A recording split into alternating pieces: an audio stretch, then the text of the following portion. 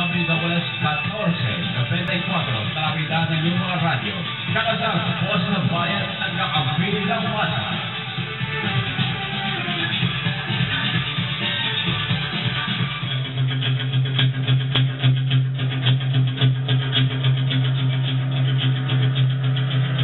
Subok pa rin yung isa lang. Saka hindi ko to, hindi mo ibaba? Hindi ko ibaba yung volume.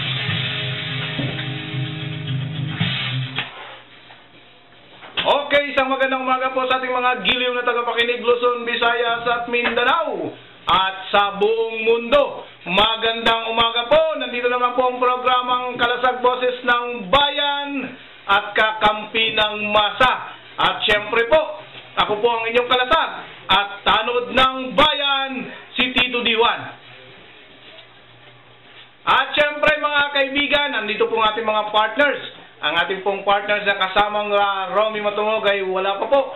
At ang ating pong partner, ang mutya po ng programang Kalasag Boses ng Bayan, Kakampi ng Masa, ang ating pong partner na si kasamang Mayet Robles. Magandang umaga, kasamang Mayet. Magandang umaga po sa lahat ng ating tagapakinig at tagapanood sa YouTube, sapagkat online din po kami sa YouTube. So, may marami akong dalang bagong balita. So, yung mga ginawa namin last Sunday sa Lulumboy, Bulacan. And then, syempre, tutuloy natin yung usapin ito sa isang malaking broker na nagbebenta ng mga lupain dun sa Alabang. At syempre, yung tungkol sa ating issue sa Mother's Day. Yan, tatalakay tayo mamaya. Okay po mga kaibigan, at speaking of Mother's Day, binabati ko muna po ang aking Commander-in-Chief na si kasamang Claire Di Juan ng Happy Mother's Day. At gayon din po sa aking mahal na ina na si Leticia Tamayo Di Juan. Magandang umaga at Happy Mother's Day sa inyo. At syempre mga kaibigan, bago po tayo tuloy-tuloy na magpalaot po sa programang Kalasag Boses ng Bayan at Kakampi ng Mata, nais ko muna pong pasalamatan yung mga taong tumulong po sa atin sa pagdarasal at tumulong po sa atin kung paano po nadala po yung ating anak sa ospital nung nakaraang Sunday dahil po ito'y tinamaan po ng lata ang kanyang mata. Aksidente po, naglalaro. At tinamaan po ng lata kaya nagkaroon po ng sugat. Kaya po nagpapasalamat muna po tayo dyan sa mga doktor. Siyempre, ang doktor ng East Avenue Medical Center na sina Dr. Lee at yung sa mga nurse natin dyan na nag-asikaso po sa aking anak. Maraming salamat. Ay gayon din po sa mga sumusunod. Ang dami po ito. Dahil po tayo po sinamahan ng ating pong mga kapatiran. Unang-una po, nagpapasalamat po tayo at pinahiram po tayo ng sasakyan ni Brother Migs, si Sister Nen, Sister Vilma, Sister Mabi, Sister Salome, at syempre po sa anak ng busko, si Irene T. Maraming salamat, si Pastor Del Cristobal, Sister Marisa, si Brother June Gonzales, si Brother Francis Ballesteros, si Pastor Edward Bacal, Dr. Luntok, na siya pong nag-advise sa atin, sa aking commander, na dalhin po sa East Avenue. At saka siyempre kasama natin si Pastor Randy Timbla. At siyempre po kay Kuya Nani, kay Ate Tess, kay Nanay Siding, kay Sami at sa mga kasama ko dyan sa Sisu. Maraming salamat po.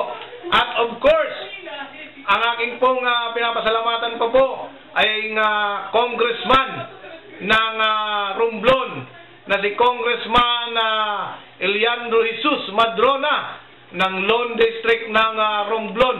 Maraming salamat po sa iyong tulong sa aking pong anak upang tayo po hindi masyadong mabigatan sa ating pong bayarin.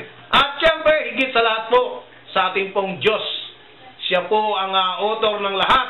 Kaya maraming salamat po sa ating Diyos na buhay. At syempre, kasamang Mayet, alam ko na marami kang tatalakayin ngayon dahil po sa maraming issue ang inyo pong pinuntahan ng ating kasamang si Romy Matunog. Okay. Diyan po sa Rembrandt. At marami pong mga pinag-uusapan. Sino-sino bang mga naging guest natin doon ng Kasamang Mayet? Si Abi, yung Sultanate ng Sulu. Sila yung guest doon. Pero hindi nakarating yung dalawang guest, si Attorney Baligod. Dahil kung ano man yung issue doon tungkol doon sa third batch Sa Makati. Oo. Kaya hindi natin alam po bakit sila hindi nakarating. Anyway, late din ako nung araw, kahapon. Pero ang magandang ibabalita ko sa inyo, yung magpapasalamat sana ako dun sa mga mamamayan sa Barangay Lulumboy, sa Bukawe, Bulacan. Dahil po, dun ho namin ginanap yung Santa Cruzan, ang aming sagala ay Chinese representative. So, yung media mismo ng Chinese na television in China, yung anak ni Mr. Ko, Jan Ko, at saka sila po yung sagala. Si Mr. Jan Ko mismo ang mismong eskorte. So, sila ho ay representative ng Chinese community at gusto ho sana nila ay magkaroon na ng pagbubukas na alisin muna yung isip, yung usaping politika sa mga kababayan natin sa Pilipinas at saka sa kanilang kababayan sa China, no, upang ituon ang pansin dun sa ginamit nila yung Santa Cruzan na siyang instrumento o kanilang vehicle na sasakyan para ma-divert yung yung focus dun sa laban-laban na yan. At syempre dapat naman talaga dahil nga sa kung yan lang po ang ating pong laging isipin, yung ating pong mga problema, wala po tayong maihita dahil nga po aminin naman po natin na talagang malakas po ang China pagdating sa armament, lalo sa militar nila. Tayo naman po ay napakahina at hindi po moderno ating mga gamitan. Kaya dun sa usaping yan, medyo diplomatic talaga ang ginagamit natin. At kung mayroong pamamaraan na tayo po ay magkaisa sa magitan po ng mga iba't ibang aktibidades na gagawin po natin kasama yung mga counterpart natin ng mga Chinese, bakit hindi natin gawin kasama Mayet? Kaya nga, yun yun ang kanilang advocacy. At sana nga marinig ng kanilang mga kababayan at kababayan natin dito na magkaroon na ng kapayapaan sa pamamagitan ng tradisyon na ipinakilala sa atin ng Kastila, yung Santa Cruzan, Flores de Mayo. At nagpapasalamat kami sa mga taga-Lulumboy, Bulacan, dahil maganda ang pagtanggap nila doon. Actually, talagang nakita ko. Panoorin nyo na lang po sa YouTube, Tindig, Flores de Mayo, Lulumboy, Bulacan, May 3. Yan. Mapapanood nyo po yung 7 minutes lang ang aking paglalagay, pagkukwento nung nangyari nung Sunday. At syempre po, congratulations po sa mga kasamahan po natin sa media na siya po yung mga punong abala sa nasabing event. Si Joby de Guzman. Si Kamaring Joby de Guzman. Congratulations. Si Victor Fernando. Sino-sino pa kasamang Mayet? Actually, dalawa lang sila ang organizer doon. At kami sinuportahan lang namin yung ating kababayan. Actually, may Chinese blood din kami. Ang aming pamilya, may Chinese blood. Kaya Marieta ko, Robles ako. So, yun. Sinuportahan lang dahil sa pakiusap din ni Mr. Jan Ko. At syempre, pag sinabing tulong, walang katumbas na pera yun. Correct. At yan yung ating advokasya sa ating programang Kalasag Boses ng Bayan at kakampi ng masa. Hanggat maaari po ay tayo po makatulong sa ating pong mga kababayan. Yan lang po lagi ang sinasabi natin. Kung kayo po ay may mga hinanaing, may problema na pwede nyo pong isumbong po sa amin, huwag kayo pong mag-atubili na isumbong po sa amin. Huwag lamang po yung pera kasi parehas po tayo, may problema po tayo dyan. Medyo hindi po natin magampanan yan. Pero kung mayroon kayong mga hinanaing sa inyo pong mga kapitbahay, sa ating pong gobyerno, pwede po natin yan iparating sa mga kinaukulan sa pamagitan po ng ating programang Kalasag Boses ng Bayan at kakampi ng masa. At siyempre, kasamang Mayet. Actually, yung pura paro ko doon, Robles din ang apelyido. Wow! At puro mo kamag-anak, pag Chinese side, kamag-anak mo. Kung ating mga kaparian din, kamag-anak mo rin. Talaga namang kalat talaga yung mga lahi mo, kasamang Mayet. Robles. So, magandang umaga po. Talaga namang pinanindigan mo yung pagiging lagalag mo. Ang taga-burda ng aming logo doon sa iglesia ni na Imam Misa, yung logo namin sa Tindig, ay doon ko nga nakilala. Matagal ko nang kasama yon na siyang taga-burda nung AY Garments na yon, si Rosie Arce Mendoza. At syempre po sa ating pong mga kaibigan na talagang nakasubaybay po sa ating programa, ay isa pong paalala po na mayroon po tayong parating na bagyo. At tayo po ay mag-iingat dahil po sa baka naman po magsisisi naman tayo sa huli pag hindi po tayo naghanda. Kung ano po dapat na gawin natin, yung mga tinuturo sa atin, dapat na po natin gawin. Kung kailangan na pong lumikas sa mga areas na hindi po tayo maapektuhan, kung kailangan na po natin magpunta sa mga evacuation center, gawin na po natin para hindi po tayo mapahamak. Dahil ayon po sa Pag-asa, medyo marami pong ulan ang dala ng bagyong Dudong na ito. Si Dudong ba? Si Dudong. Kaya malakas itong si Dudong. Kaya paalala na po sa ating pong mga kababayan, lalo-lalo na po sa mga areas na daraanan po ng bagyong ito, mag-ingat po tayo. Lagi po nating isipin na dapat nasa ligtas po tayong lugar at hindi po tayo mapahamak. At syempre mga kaibigan, dami pa po tayong pag-uusapan doon sa mga lakad ni kasamang Mayet. Bigyan po natin espasyo sa ating programa. Dudugtungan ko lang muna kung sino yung... Sige, kasamang Mayet, banatan mo. Okay, si Mr. Janko ay two-term director ng National Press Club at lifetime member ito nito. So si Mrs. Sue, Queenie Winnie, ang anak niya, no, yung kanyang, actually lahi niya, ni Mr. Janko. Siya po ay president ng National Journalist Association of the Philippines. Dito yan, two-term. Matatapos yung term niya sa 2015. And then, editor at saka director siya ng station sa TV sa China. China Zhejiang Satellite TV. So, ibig sabihin, yung pinadala ko doon na 10 minutes o 7 minutes video ay napalabas na doon. Wow! Zhejiang, China. Talaga namang international ka na, kasamang Mayet. At syempre, kahit naman ganyan lang, tayo naman po yung international dahil po tayo mapapakinggan via online streaming. At saka sa YouTube. Saka YouTube. Makikita po tayo ang inyong pong mga lingkod.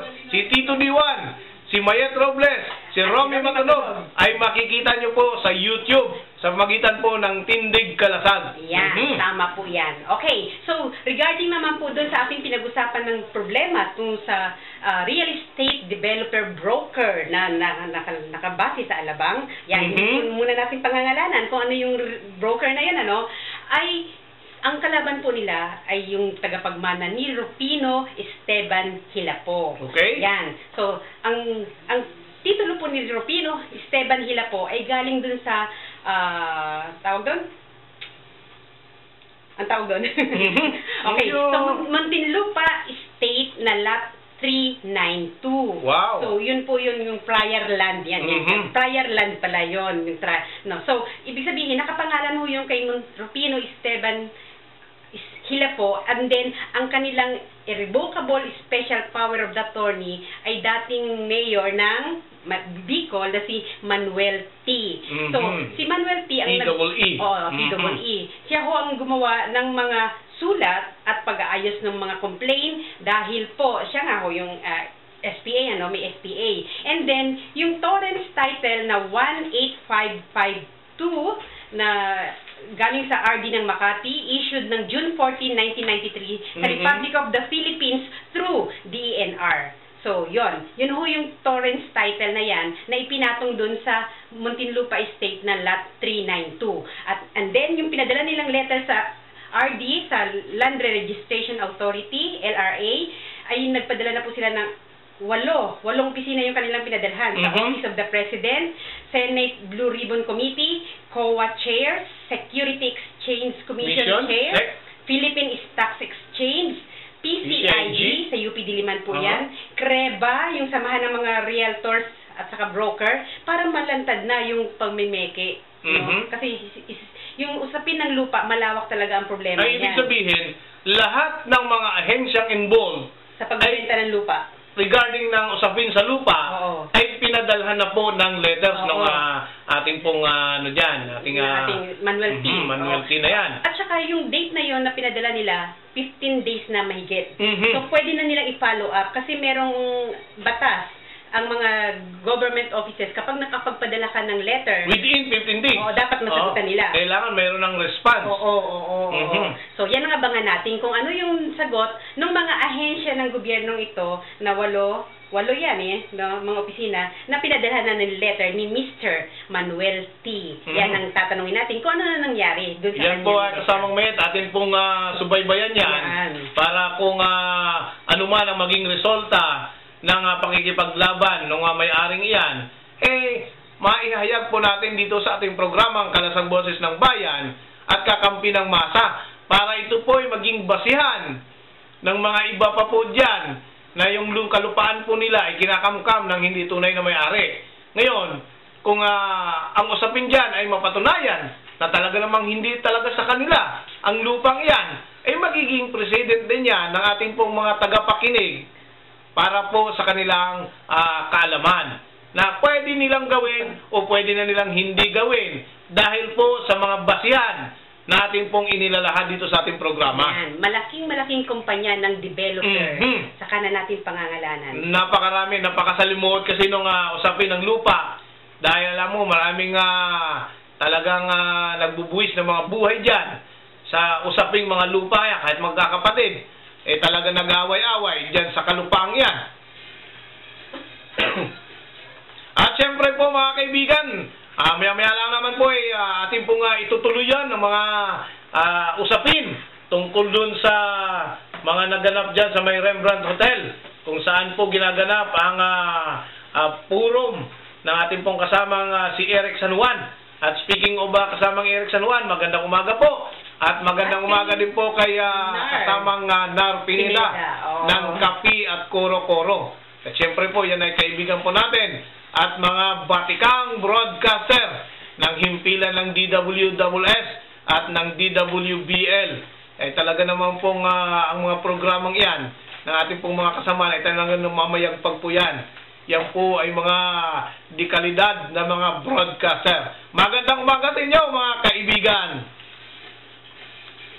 At syempre, atin din pong i-congratulate muna si General Richard Albano ng Region 4A.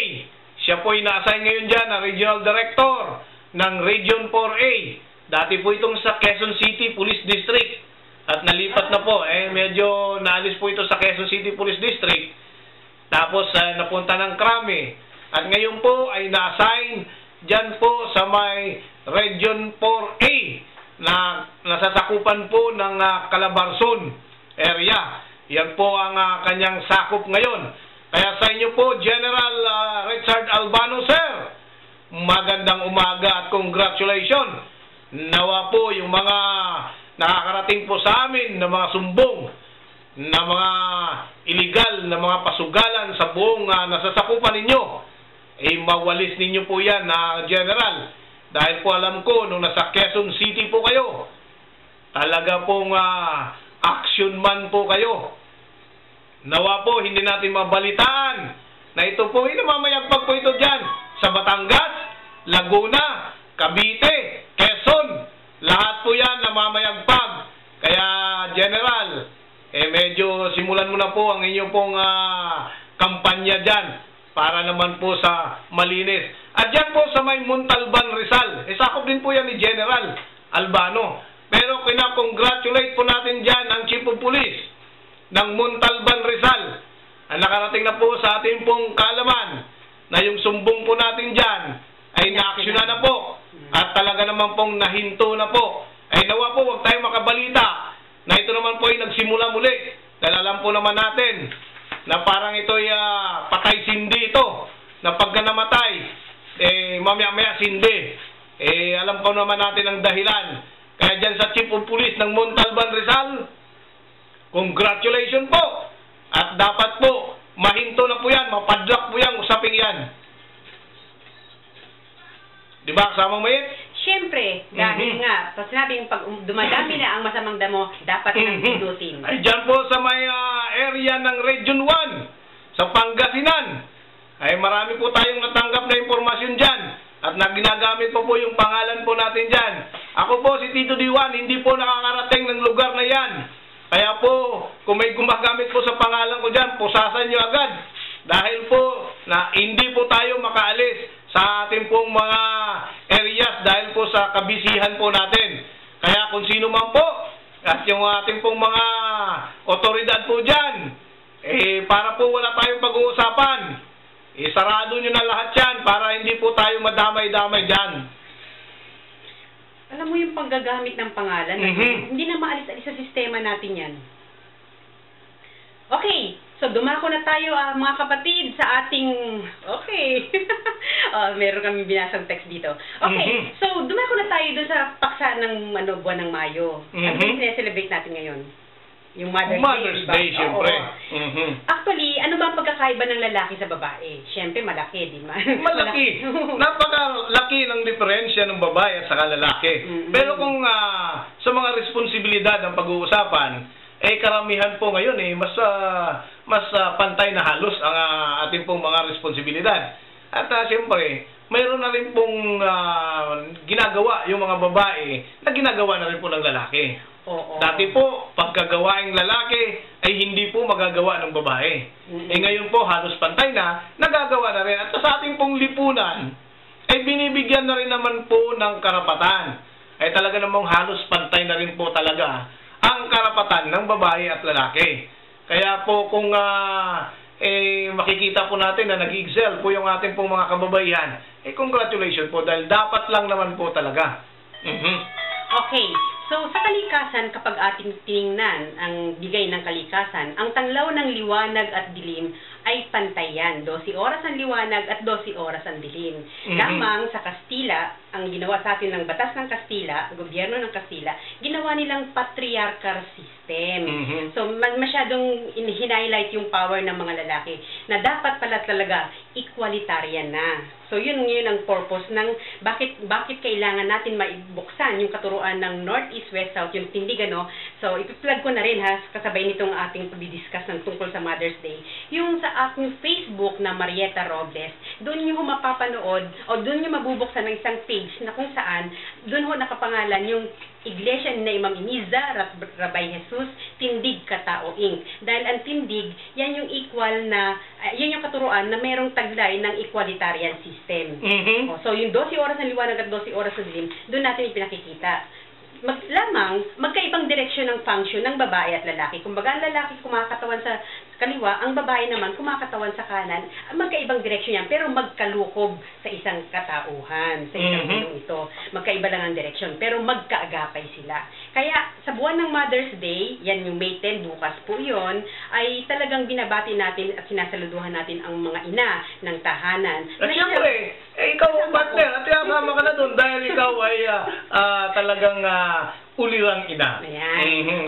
Lagalaga lang, pero talagang napakabait na ina. Ang hirap pala talagang tumindig sa gitna na 4 na direksyon ang iyong bitimbangin, no? Mahirap pala talaga. Pero kung gagawin, kaya pa rin. So ngayon, dun sa ating paksa sa buwan ng Mayo, dun na, yan, i-discuss namin, ipa-plug ko na rin po, i-discuss natin kung paano ginawa ang araw. Wala sa lahat ng babasahin yan. Kaya sa templo, sa May 31, ay doon niyo po maririnig ang aking pagtuturo. Pag-uusapan natin kung paano nilikha ang araw na unang utos sa 8 anghel at 8 anghel na babae at 8 anghel na lalaki. At saka yung lahat na nakikita natin sa solar system. Yan, yung mga planeta, buwan at estrella. And then, syempre, ano yung kahalagahan ng hamog? Kasabay na yan ang paglilikha ng araw. Tapos yung ulan, yung patak sa dilim. Ano nga ba ginagawa mo kapag oras na ng dilim? Di ba hindi lang tulog? Meron ka pang ginagawa. At doon lumalabas yung patak sa dilim. And then yung pawis, yung katas ng buhay, yung lumalabas sa mata natin, yung luha. And then, Maria, bakit nga ba may Flores de Mayo? No? Bakit nga ba sa buwan ng Mayo, binibigyan ng pamumukadkad ang mga bulaklak? Yan, may power po ang agua bendita, unang ulan ng Mayo. At yun ho, pinaliwanag ko noon sa aking Facebook kung ano yung kahalagahan ng pagsasahod ng unang buwan ng ulan ng Mayo.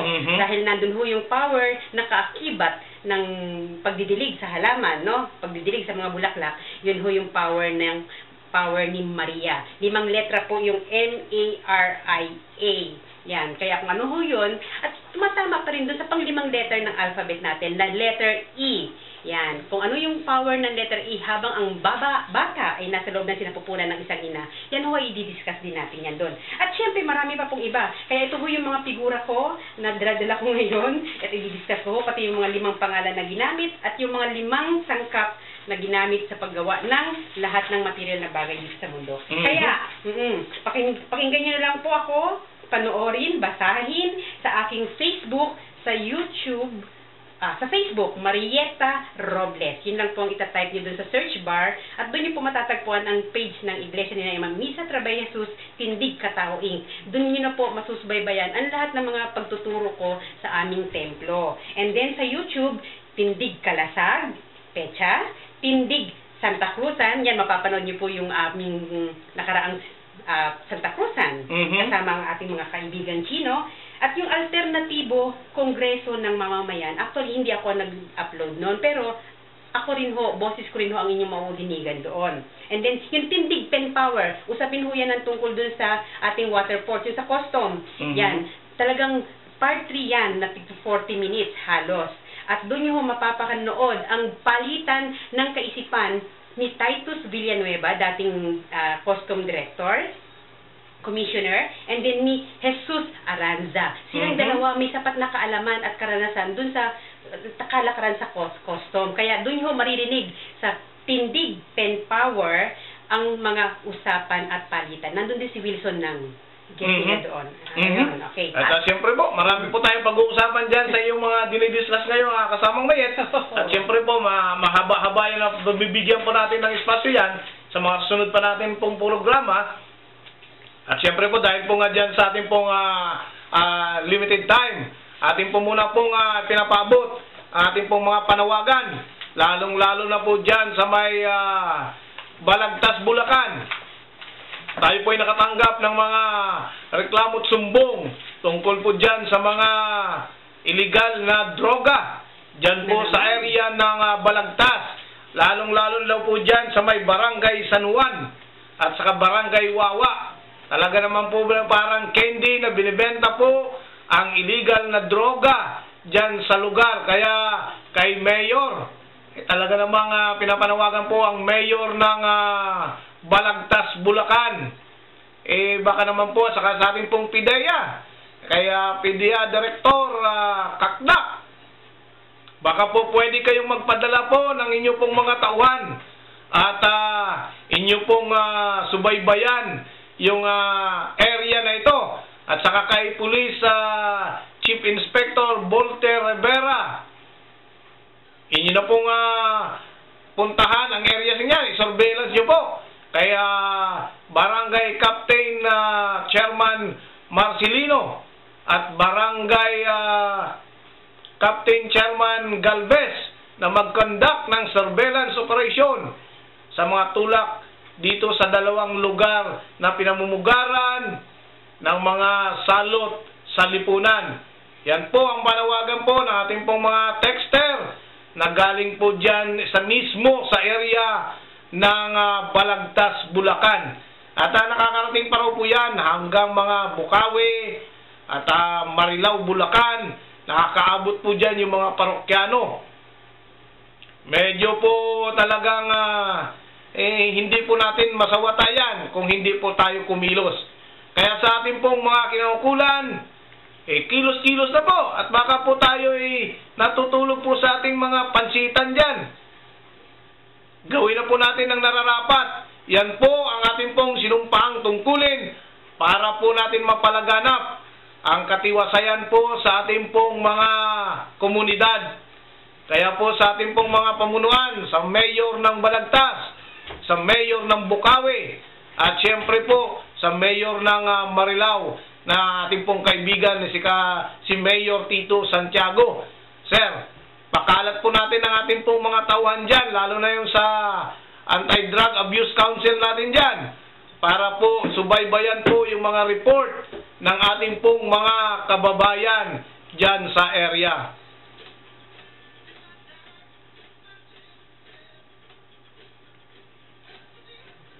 At syempre po mga kaibigan, good news naman tayo po ngayon. Good news po tayo dahil po dyan sa lungsod ng Caloocan, talaga naman po yung mayor nila dyan, may mga ipinangako na naman po na yung kanila pong kolehiyo dyan, yung university po nila dyan, libre po ang tuition fee. Kaya yan ay good news. Okay. Siyempre ang bad news lang po dyan, yung ginagamit po yung pwesto para early campaigning, talaga namang hindi po maganda. Yung alam po, nasasapawan po ng good news.